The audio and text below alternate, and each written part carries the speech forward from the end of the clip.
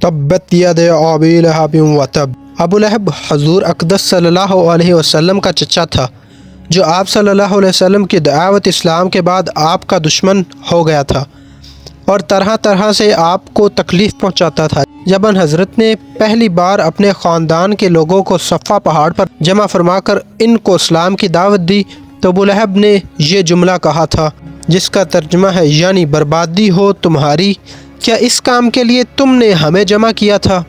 اس کے جواب میں یہ صورت نازل ہوئی۔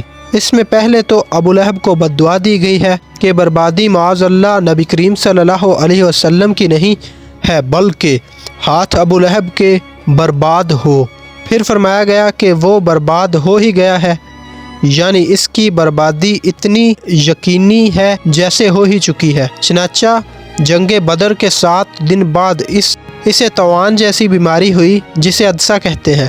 عرب کے لوگ جھوٹ شاٹ کے قائل تھے اور جسے عدسہ کی بیماری ہوتی اسے ہاتھ بھی نہیں لگاتے تھے، چنانچہ وہ اسی حالت میں مر گیا اور اس کی لاش میں سخت بدبو پیدا ہو گئی، یہاں تک کہ لوگوں نے کسی لکڑی کے سہارے سے اسے ایک گڑھے میں دفن کیا۔